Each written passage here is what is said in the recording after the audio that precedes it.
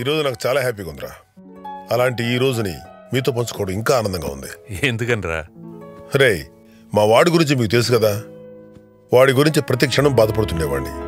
అలాంటిది పార్టీలో అందరూ మీ అబ్బాయి రావడంతో పార్టీని మళ్ళీ ఆక్సిజన్తో నింపినట్టు అయిందంటుంటే చాలా ఆనందంగా ఉందిరా. I'm very very happy. నేను కూడా చాలా హ్యాపీరా. దేనికిరా? చందుగాడు విషయం. బిజినెస్ వ్యవహారాలను వాడే చూసుకుంటున్నాడు. నేను సాల్వ్ చేయలేని ప్రాబ్లమ్స్ కూడా వాడు చాకచక్యంగా సాల్వ్ చేస్తున్నాడు రా. సూపర్. ఇంకేంటి? అంతెందుకు, మొన్న 300 కోర్సు టెండర్ రా. ఎంత బాగా డీల్ చేశాడు అనుకుంటున్నావు? మరి వీడి కూతురు సంజయ్ మాత్రం తక్కువేంటి? జాయింట్ కలెక్టర్ గా ఛార్జ్ తీసుకున్న మొదటి రోజే 3 ఆఫీసర్ని సస్పెండ్ చేసి పారేసింది. సంధ్య గురించి ఆలోచిస్తేనే టెన్షన్ గా ఉందిరా. అరే, వీడు మరీ టూ మచ్ రా. జాయింట్ కలెక్టర్ అయ్యా కూడా ఇంకా ఎందుకురా టెన్షన్? తను ఈ పొజిషన్కి వచ్చినందుకు ఆనందపడాలో, అవినీతికి ఎదురుగా పోరాడుతూ శత్రువులను పెంచుకుంటుందని భయపడాలో అర్థం కావట్లేదురా. అరే, సంధ్యకు తోడుగా చైతన్య, చందు ఉన్నారు. You don't worry, happy mood లో ఉన్నావు. కాస్త ముందే. సరే, నాకు కూడా ఇరా. ఎరా, అప్పుడే అయిపోయిందా నీకు? నీ గ్లాస్ ఎప్పుడో ఫినిష్ చేసేలేవా? ఈ కొడుకు ప్రయోజకుడు అయ్యాడైన ఆనందంలో వాడికి ఎంత తాగినా ఎక్కట్లేదురా. బాగా తాగు, ఫుల్ బాటిల్ తాగి. అంతేరా, లేపేద్దాం. మన పార్టీ అధ్యక్షుడు నీలో లీడర్షిప్ క్వాలిటీస్ ఉన్నాయని, నువ్వు ఒక పెద్ద లీడర్ అవుతావని ఊహించాడురా. ఇప్పుడు మన పార్టీలోనే కాదు, రూలింగ్ పార్టీలోనూ ప్రజల్లో కూడా నువ్వు పెద్ద చర్చనీయాంశం అయ్యావు. అందుకే మన పార్టీలో నీకు ఎమ్మెల్యే టికెట్ ఇద్దాం అనుకుంటున్నారు. I'm very happy. నాకు కూడా చాలా హ్యాపీగా ఉంది డాడీ. జనాలకి దగ్గర అవుతూ నేను అనుకుంది కూడా సాధించబోతున్నందుకు.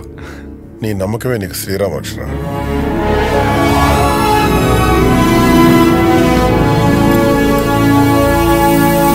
చైతన్య, యూత్ లీడర్గా నీ రాక పార్టీలోనూ ప్రజల్లోనూ చర్చనీయాంశం అయిపోయిందయ్యా. అసలే మన పార్టీ విశ్వాసం కోల్పోతున్న ఈ రోజుల్లో నిన్ను మీ నాన్న యూత్ లీడర్గా చేయమన్నప్పుడు ఎంతో ఆలోచించాను.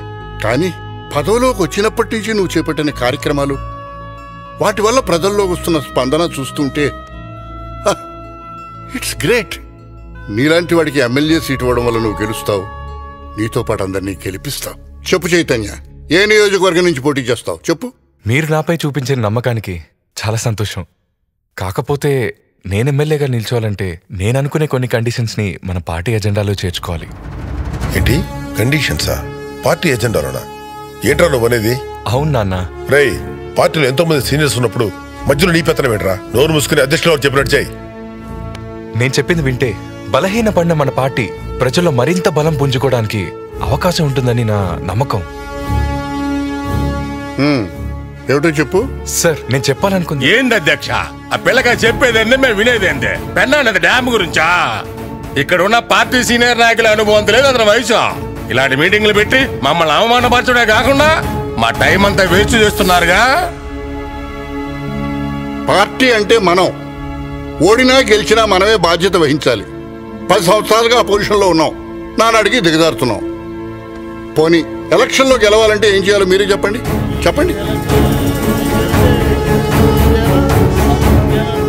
ఏందా మన అధ్యక్షుడు ఇలా చెప్పమంటాడు? సడన్ గా చెప్పమంటే మనం ఏం చెప్తాం? చూసారా,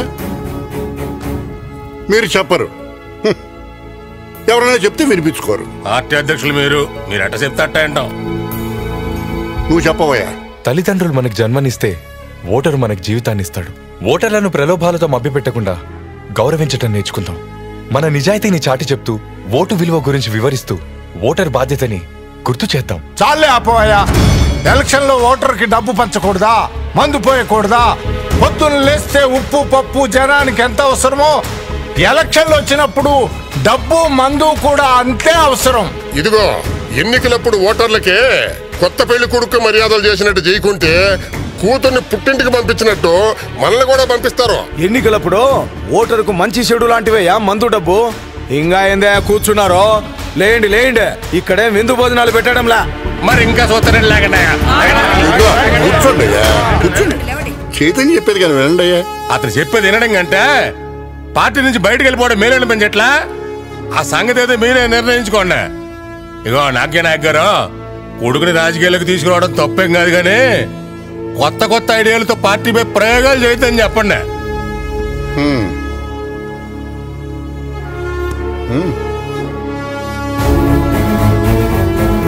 చైతన్య నాతో రా. నాన్న సార్, ఒక్కసారి నా మాట వినండి సార్. ఖచ్చితంగా మన పార్టీ నిలబడుతుంది. Please sir. రై మాట్లాడించలేరా? ప్లీజ్ ఒక్కసారి వినండి ప్లీజ్ సార్, ప్లీజ్. రై మొండితనానికి పోయి భవిష్యత్తును పాడు చేసుకోకు. ఇది మొండితనం కాదు నాన్న, నమ్మిన సిద్ధాంతం. ఏంట్రా నీ బోడి సిద్ధాంతం? ఇప్పుడు నీకొచ్చిన అవకాశం ఎంతో కాలం పార్టీలో తిరిగి ఎంతో మందిని కలుపుకుంటే గానీ రాదు.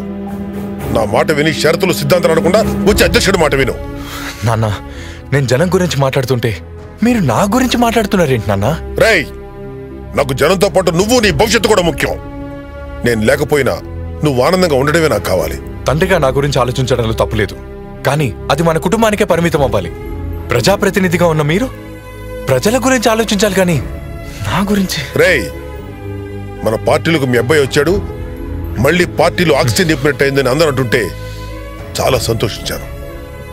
కానీ ఇప్పుడు నీ ప్రవర్తనతో ఆ సంతోషం అంతా ఒక్కసారి తొంగలో తొక్కినట్టు అయిపోయింది. చైతన్య ప్లీజ్ రా. ఎమ్మెల్యే సీట్ ఇస్తారని చెప్పగానే జనానికి మంచి చేసే అవకాశం రాబోతుందని ఆనందపడ్డాను. కానీ ఇక్కడికొచ్చాక అర్థమైంది మీరంతా ఎంత బాధ్యతారహితంగా ఆలోచిస్తున్నారని. ఏంట్రా బాధ్యత? ఒక కన్న తండ్రి ఆవేదన అర్థం చేసుకోలేని వాడివి రేపు ప్రజల సమస్యలను ఎలా అర్థం చేసుకోగలవు? నన్ను సెంటిమెంట్తో కొట్టినంత మాత్రాన నన్ను నేను మోసం చేసుకోలేను. అంటే ఏంట్రా నువ్వు చెప్పేది? నా మాట విన్నంటావు. ఇప్పుడు చెప్తున్నాను, నువ్వు నా కొడుకు అయితే నేను చెప్పినట్టు విను, లేదా అసలు నా కొడుకే లేడు అనుకుంటాను. ఆ రోజే మేమతో పాటు చనిపోయాడు అనుకుంటాను. పోరా. మీ ఇష్టం వచ్చాడు అనుకోండి, అసలు కొడుకే పుట్టలేదు అనుకోండి, పుట్టినా చచ్చాడు అనుకోండి, కానీ నేను మాత్రం మీరు చెప్పినట్టు చేయను. నేను నమ్మిన ఆశయాల కోసమే పనిచేస్తాను. మీ పార్టీ అధ్యక్షులు వారు ఒప్పుకోకపోతే కొత్త పార్టీ పెట్టైనా నా ఆశయాలకు అనుగుణంగా నడుపుతాను.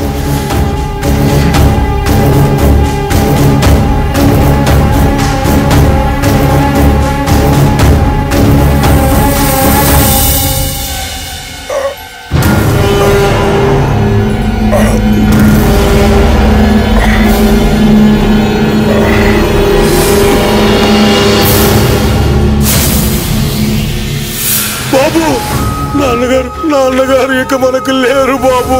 గుండెపోటుతో పార్టీ ఆఫీసులో కుప్ప కూలిపోయారు.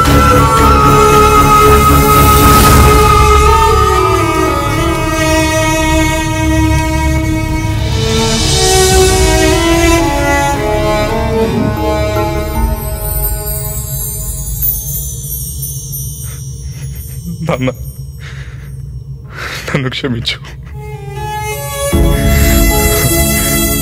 మీరు చనిపోవడానికి కారణం నేనవుతానని ఊహించలేదు.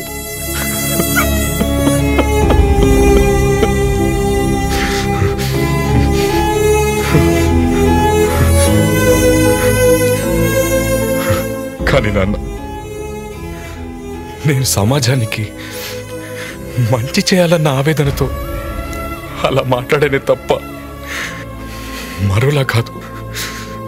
చిన్నతనంలో అమ్మని కోల్పోయాను, ఇప్పుడు ఆవేశంలో నిన్ను కోల్పోయాను.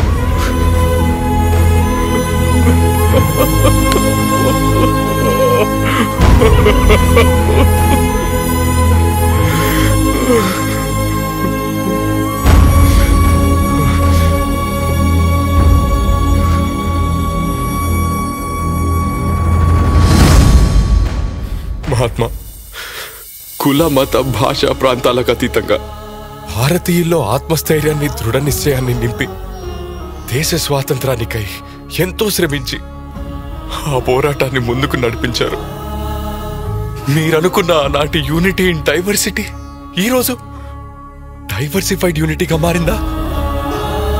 ఇదివరకు పెళ్లిళ్లకు పేరెంటాలకు పరిమితమైన కులం ఇప్పుడు విచ్చలవిడిగా విజృంభించసాగింది.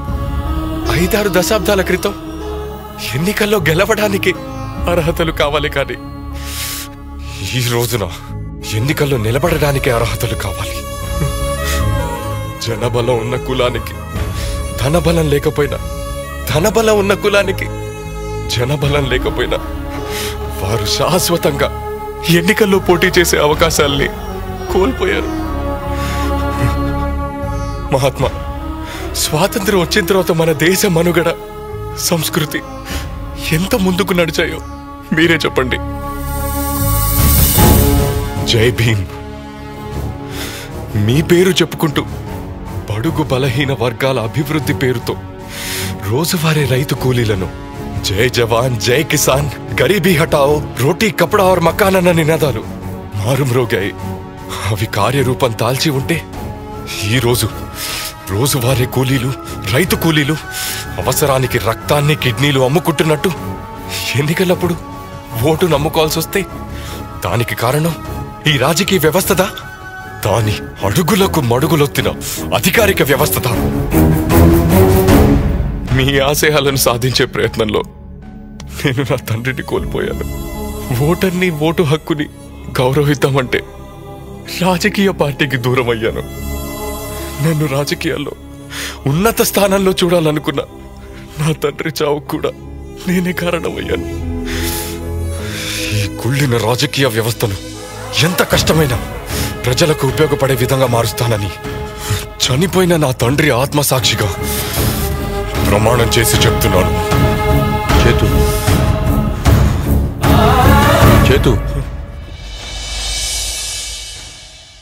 ఏంట్రా ఇదంతా? ఇలా అయితే నీ ఆరోగ్యం అవుతుంది. ఏం కాదంకుల్, మీ నాన్న బతుకున్నంత వరకు నీ భవిష్యత్ గురించి ఆలోచించి ఆరోగ్యం పాడు చేసుకున్నాడు. ఇప్పుడు నువ్వు చేస్తుందేంటి?